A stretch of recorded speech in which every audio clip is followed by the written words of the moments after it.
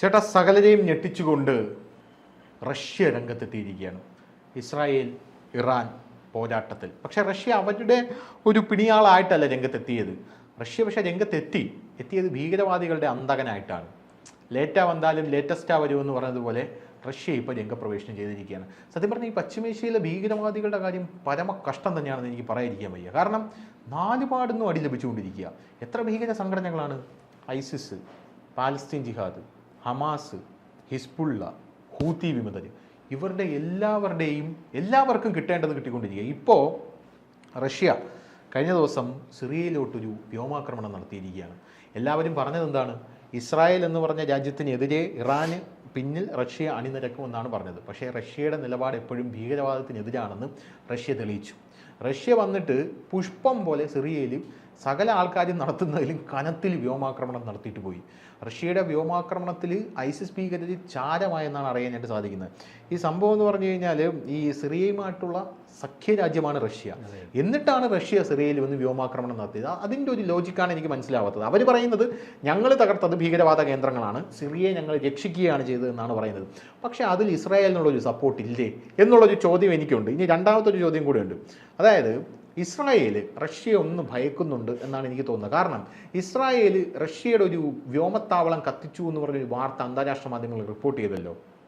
അപ്പോൾ റഷ്യ എങ്ങനെ പ്രതികരിക്കും എന്ന് ഇസ്രായേൽ വിചാരിച്ചിട്ടുണ്ടോ എന്ന് എനിക്കറിയില്ല. ബെഞ്ചമിൻ നെതന്യാഹു ഉടനെ തന്നെ വന്ന് പറഞ്ഞു, ഞങ്ങളുടെ ഭാഗത്തു നിന്ന് അങ്ങനെ ഒരു വിഷയം ഉണ്ടായിട്ടില്ല. ഞങ്ങൾ ഒരിക്കലും റഷ്യയുടെ വ്യോമത്താവളം അല്ലെങ്കിൽ വിമാനത്താവളം അവരെടുത്തിരിക്കുന്ന ഒരു ബേസ് തകർക്കാനായിട്ട് ഞങ്ങൾ മുതിരില്ല എന്ന് പറഞ്ഞിട്ടുണ്ട്. എന്ത് തോന്നുന്നു? ഇതിനകത്ത് ബോർഡറിലുള്ള IS ഭീകരവാദികൾ, കാരണം റഷ്യയെ കൂടെ ബാധിക്കുന്ന രീതിയിലാണ് IS ഭീകരർ റഷ്യക്ക് ഭയങ്കരമായിട്ട് ത്രെട്ടുണ്ട്, അറിയാമല്ലോ. അപ്പോൾ ഇത് ഇവർ റഷ്യ യുക്രൈൻ യുദ്ധത്തിൽ പോലും അവന്മാർ ഉണ്ടാക്കിയിട്ടുണ്ട്. മാത്രമല്ല ഇത് തുർക്കി രാജ്യമൊക്കെ ആണെങ്കിലും സിറിയ സഖ്യരാജ്യം ഒക്കെ ആണെങ്കിൽ പോലും ഇവർക്കൊക്കെ ചെറിയ സപ്പോർട്ട് കൊടുക്കുന്ന ഒരു സംവിധാനമുണ്ട്. അപ്പോൾ സഖ്യരാജ്യം എന്ന് പറയുന്നത് എങ്ങനെ സഖ്യരാജ്യമാകുന്നത്? അമേരിക്ക ശത്രുവായിട്ടുള്ളവരെല്ലാം റഷ്യയുടെ സഖ്യരാജ്യം, അത് മനസ്സിലാവുന്നത്. അപ്പം ഇത് ആ ഒരു കെയർ ഓഫിൽ IS-നെ വളർത്തുന്നതിന് ഉള്ള ഒരു സംവിധാനം ഉണ്ടായിട്ടുണ്ട്. അത് റഷ്യക്ക് ബോധ്യപ്പെട്ട് റഷ്യ അത് കൈകാര്യം. വേറൊരു കാര്യം ഞാൻ പറയട്ടെ, ഈ IS-ന്റെ പിറകിൽ അമേരിക്കയാണ്. ഈ അമേരിക്കയ്ക്ക് കൂടെ ഉള്ള ഒരു അടിയാണോ ഇനി സിറിയയിലുള്ള ISIS ഭീകരരെ തകർത്തുകൊണ്ട് റഷ്യ കൊടുത്തത് എന്ന് നമ്മൾ ചിന്തിക്കേണ്ടിയിരിക്കും. അതിനകത്തൊരു ഇതുണ്ട്, എല്ലാ ഭീകരരുടെയും പുറകിൽ അമേരിക്കയാണ്. അത് ശരി. ഈ ലോകത്ത് ഇറാന്റെ പുറകിലും അമേരിക്കയാണ്, ഇറാന്റെ പുറകിലും അമേരിക്കയാണ്. ഈ എല്ലാ ഭീകരരുടെ IS-നെ ഉണ്ടാക്കിയത് എന്തിനാണെന്നറിയോ? ഹിസ്ബുള്ളയ്ക്കകത്ത് നടക്കുന്ന രഹസ്യങ്ങളും അല്ലെങ്കിൽ ഇറാൻ ഉണ്ടാക്കി വെച്ചേക്കുന്ന ഭീകരരുടെ അകത്ത് നടക്കുന്ന രഹസ്യങ്ങൾ അറിയുന്നതിന് വേണ്ടി, അവരെ അടിക്കുന്നതിന് വേണ്ടി ഈ ഷിയ സംവിധാനത്തെ മുസ്ലിങ്ങളെ തിരിച്ചടിക്കുന്നതിന് വേണ്ടി സുന്നി വിഭാഗത്തു നിന്ന് അമേരിക്ക ഉണ്ടാക്കി കൊടുത്തത്. ഇപ്പോൾ രണ്ടും അമേരിക്കക്ക് ഇത് അവസാനം ഇതിന് വേണ്ട കരുത്ത് വരുമ്പോൾ അവന്മാർക്ക് ഞാൻ ഈ മുമ്പേ പറഞ്ഞ പോലെ ബോധമില്ലല്ലോ, അവന്മാർ തിരിഞ്ഞേക്കും. ഒസാമ ബിൻ ലാദൻ റഷ്യക്കെതിരെ പ്രയോഗിക്കാൻ ഉണ്ടാക്കിയെടുത്തു. അവസാനം അവൻ വേൾഡ് ട്രേഡ് സെന്റർ ഇടിച്ചു പൊളിച്ചിട്ട് പോയി, തിരിഞ്ഞേക്കും. മാത്രമല്ല ഈ ഇങ്ങനെ ഉണ്ടാക്കിയെടുക്കുന്നതിനകത്ത് രണ്ട് കാര്യമുണ്ട്. ഇവരുടെ പ്രധാനപ്പെട്ട ബിസിനസ് എന്തുവാ? ആയുധ കച്ചവടം. അപ്പോൾ ഇവന്മാർക്കും ആയുധം കൊടുക്കാം, ഇവന്മാരെ തിരിച്ചടിക്കുന്നതിനും ആയുധം കൊടുക്കാം, എങ്ങനെയാലും കച്ചവടം നടക്കും. അപ്പോൾ അതിനുവേണ്ടിയൊക്കെ ഉള്ളൊരു തന്ത്രങ്ങളാണ്. പക്ഷേ ചില സമയങ്ങളിൽ ഇത് കൈവിട്ട് പോകുമ്പോഴാണ് ഇതുപോലുള്ള അക്രമങ്ങൾ നേരിടേണ്ടി വരും. അതുകൊണ്ട് തന്നെയാണ് ഇപ്പോൾ ഇസ്രായേൽ ഈ അമേരിക്കയുടെ ഈ പണി ഈ ഒരു കാരണം കിട്ടിയെന്ന് പറഞ്ഞാൽ, ഒരു മോങ്ങാൻ ഒരു നായ്ക്ക് ഒരു കാരണം കിട്ടിയെന്ന് പറഞ്ഞ പോലെ ഇസ്രായേലിന് ഒരു കാരണം കിട്ടിയിട്ടുണ്ട്. അപ്പോൾ ആ കാരണം വെച്ചിട്ട് അടിച്ചു കയറിയിട്ട് ഏകദേശം ഒന്ന് കൈകാര്യം ചെയ്ത് പോയാൽ കുറച്ചു നാൾ സമാധാനത്തിൽ ജീവിക്കാമല്ലോ എന്നുള്ളൊരു തയ്യാറെടുപ്പിലാണ് അവരുടെ പോക്ക്. പക്ഷേ റഷ്യയുടെ ഈ ആക്രമണം വലിയൊരു മൂവാണ് കേട്ടോ. അതെ. കാരണം യുക്രൈനിലും ഇവിടെയും റഷ്യയിലും ഈ ISIS ഭീകരർ പ്രശ്നം ഉണ്ടാക്കുന്നുണ്ട്, മറ്റു ഈ സാഹചര്യം ചൂഷണം ചെയ്യുന്നുണ്ട്. ആ ഒരു സാഹചര്യത്തിൽ അമേരിക്കയാണ് ഇവരുടെ പിന്നിൽ. ഞാൻ ഇപ്പോഴും സ്ട്രോങ് ആയിട്ട് വിശ്വസിക്കുന്നത് ഇത് അമേരിക്കയ്ക്ക് കൂടെ അമേരിക്കയ്ക്കിട്ട് രണ്ട് രീതി ചിന്തിക്കാം. അമേരിക്കയ്ക്ക് കിട്ടുന്ന ഒരു അടിയുടെ കൂടെ തന്നെ ഇറാനിട്ടൊരു സപ്പോർട്ട് കൂടാ. IS ഭീകരർ ഇറാനെതിരാ, ഹിസ്ബുള്ളക്കെതിരാ. ഈ സുന്നി ഷിയ ഇത് വെച്ച് നോക്കുമ്പോൾ IS ഭീകരർ അവർക്കെതിരാ. ഇത് രണ്ടും ഗ്യാങ്ങായിട്ട് നിൽക്കുകയാണ്. അപ്പോൾ ആ രീതിയിലും ചിന്തിക്കാം. പിന്നെ രണ്ടാമത് വേറെ ഈ ധനുഷ് പറഞ്ഞതുപോലെ തീവ്രവാദത്തെ ഞങ്ങളും പ്രോത്സാഹിപ്പിക്കുന്നില്ല, അതെവിടെയായാലും ഞങ്ങളും അതിൻ്റെ പുറകിലില്ല എന്നുള്ളതും പേർക്കാം. അപ്പം രണ്ട് രീതിയിൽ ചിന്തിക്കാം. അപ്പം ഈ ഇസ്രായേൽ നടത്തുന്ന ഭീകരവാദത്തിനെതിരെ നടത്തുന്ന യുദ്ധത്തിനകത്ത് ഞങ്ങൾ ഇടപെടുന്നില്ല, അല്ലെങ്കിൽ അതിന് ഞങ്ങൾ സപ്പോർട്ടാണെന്ന് പറയാതെ പറഞ്ഞ് വെക്കാം. രണ്ട്, ഈ IS ഭീകരം എന്ന് പറഞ്ഞാൽ ആരുടെ ഭാഗമാണ്? റഷ്യയുടെ ഭാഗമല്ല, അമേരിക്കയുടെ ഭാഗമാണ്.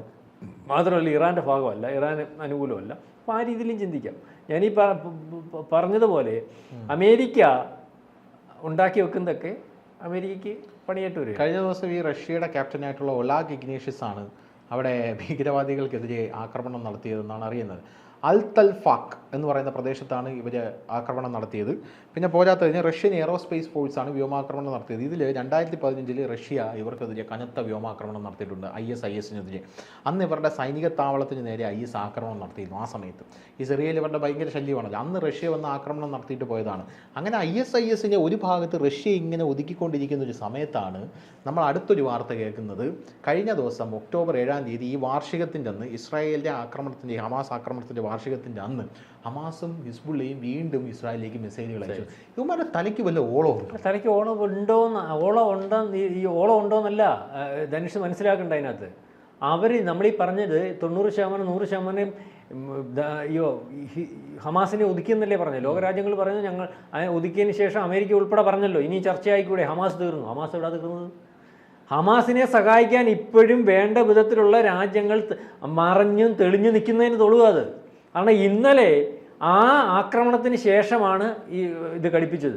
കാരണം ആ ദിവസം തന്നെ ഇത്രയും ഇൻസിഡൻറ്റ്, ഒരു കൊല്ലക്കാലം ഈ ഒരു ഇൻസിഡൻറ്റ് ഉണ്ടാക്കിയിട്ട് ഒരു കൊല്ലക്കാലം യുദ്ധം ചെയ്ത് ഹമാസ് എന്ന് പറയുന്നതിൻ്റെ ആണിക്കല്ലൂരി, അത് കഴിഞ്ഞിട്ട് ഹിസ്ബുള്ളയെ ആയിട്ട് യുദ്ധം ചെയ്തുകൊണ്ടിരിക്കുന്നു. ലെബനിൽ കയറി മുക്കാലും ഗ്രാമങ്ങൾ ഉൾപ്പെടെ പിടിച്ചെടുത്ത് തകർത്തുകൊണ്ടിരിക്കുന്ന സമയത്ത് ഈ രീതിയിലുള്ള ആക്രമണം വരണമെങ്കിൽ അതിനകത്ത് ഞങ്ങൾ ഹമാസിന് ഇപ്പോഴും മിസൈൽ വിടാനും തുരങ്ക സംവിധാനങ്ങളും, അപ്പോൾ നമ്മൾ ഈ പറയുന്നവർക്ക് ഹമാസ് തീർന്നിട്ടില്ല. അതായത് പാലസ്തീൻ ജനത, നമ്മൾ TG ഒരു പ്രാവശ്യം പറഞ്ഞതുപോലെ ജനിക്കുന്ന ഓരോ കുഞ്ഞും നാളെ കാലത്ത് ഹമാസാണ്. പറയാതിരിക്കാൻ നിവൃത്തിയില്ല. മനസ്സിലാവും. അത് ശ്രദ്ധിച്ചിട്ടുണ്ടോ ധനുഷ്? കുഞ്ഞുങ്ങളുടെ കയ്യിൽ. പക്ഷേ ഇവിടെയുള്ള ആൾക്കാർ പറയുന്നത് പാലസ്തീൻ വേറെ ഹമാസ് പറയുന്ന അല്ല, അങ്ങനെയല്ലല്ലോ. കഴിഞ്ഞ ദിവസം അതാണ് അതിൻ്റെ പ്രശ്നം. അല്ലെങ്കിൽ ഹമാസ് എന്നേ തീർന്നേനെയും. ഈ രണ്ടായിട്ട് നിൽക്കുന്നില്ല എന്ന് തന്നെ നമുക്ക് മനസ്സിലാക്കാൻ പറ്റുന്നുണ്ട്. മനസ്സിലാവുന്നുണ്ടോ? പാലസ്തീൻ ജനത ഈ പറയുന്നത് പോലെ അവരിതിനകത്തൊന്നുമില്ല, അല്ലെങ്കിൽ തീവ്രവാദത്തിൻ്റെ കൂടെ ഇല്ല എന്ന് പറഞ്ഞ് ലോകം വാഴ്ത്തുന്ന, അല്ലെങ്കിൽ ലോകം പറയുന്ന ഒന്നും അറിയാത്ത പാലസ്തീൻ ജനതയെന്ന് പറയുന്ന ഒരു ജനത ഉണ്ടാവോ എന്ന് നമുക്ക് സംശയിക്കേണ്ടിയിരിക്കുന്നു ഉള്ള കാര്യം പറയാം. അതായത് പാലസ്തീൻ്റെ മനസ്സ് എപ്പോഴും ഹമാസിൻ്റെ കൂടെ തന്നെയാണ്. അല്ലെങ്കിൽ സ്വാഭാവികമായിട്ട് അല്ലെങ്കിൽ ഹമാസ് തീർന്നു വരുമ്പോൾ റിക്രൂട്ട്മെന്റ് പാലസ്തീനിൽ നിന്ന് ആളുകളെ എടുത്ത് കാശ്മീരിലെ ജനങ്ങളുടെ മനസ്സ് ഇപ്പം തന്നെ കാശ്മീരിൽ നമ്മളിപ്പോൾ പറഞ്ഞുകൊണ്ടൊരു കാര്യം, കാശ്മീരിലെ വിഷയം നോക്കും. കാശ്മീരിൽ 307 എടുത്തു കളഞ്ഞിട്ട് എത്ര വിമാനത്താവളങ്ങൾ, എത്ര റോഡുകൾ, 50,000 കോടി രൂപയുടെ അഭിമാനത്തോടു കൂടി തലയുയർത്തി എന്തെല്ലാം അതുപോലെ ടൂറിസ്റ്റ് കേന്ദ്രം എല്ലാ രീതിയിലും വികസിപ്പിച്ച് അങ്ങോട്ട് ഇട്ട് കൊടുത്തു. ഇന്ന് ഇലക്ഷൻ നടക്കുവാണല്ലോ. മുസ്ലിം ഭൂരിപക്ഷമുള്ള സ്ഥലത്തെ വോട്ട് എണ്ണിയല്ലോ. എത്രണ്ണം ഉണ്ട്? BJPക്ക് എത്രണ്ണം ഉണ്ട്? ഒന്നും കിട്ടിയില്ല. മറ്റിടത്ത് കിട്ടിയിട്ടുണ്ട്. അതിന് കാരണം എന്ന് പറഞ്ഞാൽ എന്തോ കൊടുത്തെന്ന് പറഞ്ഞിട്ടും കാര്യമില്ല. അവന്മാരെ മതം കുത്തി നിർത്തി വെച്ചേക്കുക. മതം കുത്തി നിറച്ച് വെച്ചിരിക്കുന്നിടത്ത് അവരുടെ മതമാവരുത്. അവർക്ക് വികസനവും വേണ്ട, സംവിധാനങ്ങളും വേണ്ട, വിമാനത്താവളങ്ങളും വേണ്ട, ട്രെയിനും വേണ്ട, റോഡും വേണ്ട. യുദ്ധം ചെയ്താൽ മതി. ഞങ്ങൾക്ക് സ്വർഗത്തിൽ പോയാൽ മതിയേ, ഞങ്ങൾക്ക് ഇവിടെ ജീവിക്കേണ്ട എന്ന് പറഞ്ഞ് നിൽക്കുന്ന ഒരവസ്ഥയാണ്. ഇത് തന്നെയാണ് ഇറാഖിൽ, ഇത് തന്നെയാണ് ഹമാസ്, ഇത് തന്നെയാണ് ഹിസ്ബുള്ള. അപ്പോൾ ഇതിനെ പിന്നെ എങ്ങനെ കൈകാര്യം ചെയ്യും? മനസ്സിലായില്ലേ? കഴിഞ്ഞ ദിവസം ഈ അക്രമം കഴിഞ്ഞതിന് ശേഷം നമ്മുടെ ഇസ്രായേൽ ചെയ്തുകൊണ്ടിരിക്കുന്നതെന്ന് പറഞ്ഞു കഴിഞ്ഞാൽ ബോംബിംഗ് എന്ന് പറഞ്ഞാൽ ഒരു മര്യാദയില്ലാത്ത മൃതദേഹം പോലും എടുക്കുക. കാരണം അങ്ങനെ യുദ്ധത്തിനകത്ത് അങ്ങനെയൊക്കെയുള്ള മര്യാദകളുണ്ട്. മൃതദേഹം ഒരു മര്യാദയും കാണിക്കാതെ, മര്യാദയ്ക്ക് കാലമില്ല, മര്യാദയ്ക്ക് അർഹത ഇല്ല അവിടെ. അല്ലെങ്കിൽ അത്തരത്തിൽ മര്യാദ അർഹിക്കുന്നവരല്ല. അതുകൊണ്ട് രണ്ടിടത്ത് ഹമാസിലും അടി നിർത്തി വെച്ചിരുന്നു. ഹമാസിലും അടിക്കുന്നു, ലെബനിലും അടിക്കുന്നു, ഹിസ്ബുള്ള ലെബനിലും അടിക്കുന്നു, ഇവിടെ ഇതുവാ ഹമാസിനെ തീർക്കുന്നു. അപ്പോൾ അതേ രീതിയിലുള്ള കാര്യങ്ങൾ പറഞ്ഞിട്ടുണ്ട്. തെക്കൻ ലെബനനിലും വടക്കൻ ലെബനനിലും കനത്ത ബോംബിംഗ് ആണ് അവർ നടത്തിക്കൊണ്ടിരിക്കുന്നത് അറിയാനായിട്ട് സാധിക്കുന്നത്. ഇപ്പോൾ ഈ ബോംബിംഗ് കണ്ട് ലോകരാജ്യങ്ങൾ പോലും ഞെട്ടിയിട്ടുണ്ട്. അപ്പോൾ ഇത് കണ്ടിട്ട് സഹിക്കാൻ വയ്യാതെ തുർക്കി വന്നിട്ടുണ്ട്. തുർക്കി വന്നിട്ട് പറയുന്നത് ഇസ്രായേൽ ഇങ്ങനെ ചെയ്യരുത്, കനത്ത വില കൊടുക്കും. തുർക്കി ഇപ്പം അവിടെ മറിഞ്ഞിരുന്നുണ്ട് വേണ്ട സഹായമല്ല ഹമാസിന് ചെയ്ത് കൊടുക്കുന്ന ഒരു രാജ്യമാണ്. നമ്മുടെ ഈ പ്രത്യക്ഷത്തിലല്ലെന്നേ ഉള്ളൂ. പ്രത്യക്ഷത്തിൽ വന്നു കഴിഞ്ഞാൽ വേറെ രീതിയിൽ അടി കിട്ടുമെന്ന് പറയും. തുർക്കി ഇപ്പോൾ പ്രത്യക്ഷത്തിലൊന്ന് ഇറങ്ങിയാട്ട് ഇറാൻ്റെ കൂട്ട്. തുർക്കി അടിയുള്ള സാധ്യതയില്ല. തുർക്കി നാറ്റോ രാജ്യമാണ്. നാറ്റോ രാജ്യമാണെങ്കിൽ പോലും തുർക്കിയുടെ പണി എന്തുവാ? തുർക്കി രഹസ്യമായിട്ടുള്ള സംവിധാനങ്ങളെല്ലാം ഹമാസിന് പണ്ട് തൊട്ടേ കൊടുത്തുകൊണ്ടിരിക്കുന്ന രാജ്യം തന്നെ. ഇപ്പോഴും മനസ്സ് ഹമാസിന്റെ കൂടെ തന്നെ. നാറ്റോ രാജ്യം എന്ന് പറഞ്ഞാൽ ഞാനീ പറഞ്ഞ കാര്യമാണ്. നാറ്റോ രാജ്യത്തിന്റെ കൂടെ നിൽക്കുന്നതെന്ന് പറഞ്ഞാൽ അടിമേടിക്കാതിരിക്കാൻ നിൽക്കുക. എന്നാ തുർക്കി ഇപ്പോൾ ഇസ്രായേലിനെതിരെ തിരിയട്ടെ. നാറ്റോ രാജ്യമൊക്കെ തുർക്കിയുടെ അടുത്തോട്ട് കയറുമല്ലോ ഇസ്രായേൽ. ഇസ്രായേൽ കയറില്ല, അത് കയറാതിരിക്കാൻ വേണ്ടി നിൽക്കുക. പക്ഷേ രഹസ്യമായിട്ട് ഞാൻ മുമ്പേ പറഞ്ഞതുപോലെ ഇപ്പോഴും ഹമാസിനും ഹിസ്ബുള്ളയ്ക്കും ആയുധങ്ങൾ ഉണ്ടാവുകയും ഇപ്പോഴും മിസൈൽ അയക്കാനുള്ള സംവിധാനം ഉണ്ടാവുകയും ചെയ്യുക എന്ന് പറഞ്ഞാൽ ഏതൊക്കെയോ രാജ്യങ്ങൾ, ഞങ്ങളില്ല എന്ന് പറയുന്ന രാജ്യങ്ങൾ, ഞങ്ങൾ അവരുടെ ഭാഗമല്ല എന്ന് പറയുന്ന രാജ്യങ്ങൾ, ഈ രാജ്യങ്ങൾ ഒക്കെ ഇപ്പോഴും ഹമാസിനെയും ഹിസ്ബുള്ളയെയും സഹായിക്കുന്നുണ്ട്. അതായത് ഇസ്രായേലിന് വളരെ കൃത്യമായിട്ട് അറിയാം. ഇറാൻ പ്രത്യക്ഷത്തിൽ പരസ്യമായിട്ട് നിൽക്കുന്നു, രഹസ്യമായിട്ട് പല രാജ്യങ്ങളും ഇപ്പോഴും ഹമാസിനെയും ഹിസ്ബുള്ളയും അല്ലെങ്കിൽ ഇസ്രായേലിനെ തീർക്കുന്നതിന് വേണ്ടി, ജൂതന്മാരെ തീർക്കുന്നതിന് വേണ്ടിയുള്ള മനോഭാവത്തിൽ നിൽക്കുന്നുണ്ടെന്നത് തെളിവാത്. അത് വളരെ കൃത്യമായിട്ട് ഇസ്രായേലിന് അറിയാം. അമേരിക്കയ്ക്ക് ആയുധം വയ്ക്കുന്നതിന് വേണ്ടി ഇസ്രായേലിനെ അടിക്കുന്നതിനും ഇടയ്ക്ക് നിർത്തി വെച്ചിട്ട് വീണ്ടും അടിപ്പിക്കുന്ന പരിപാടിയുണ്ട്. അതങ്ങ് നിർത്തി വെച്ചാൽ മതി എന്നാണ് പറഞ്ഞത്. അതുകൊണ്ടാണ് ഇസ്രായേൽ യുദ്ധം തുടർച്ചയായിട്ട് ചെയ്യുന്നതും ഇതിനൊരു അറുതി ഉണ്ടാക്കാൻ വേണ്ടി നിൽക്കുന്നതും. അത് നമ്മൾ മനസ്സിലാക്കണം. ഓക്കെ.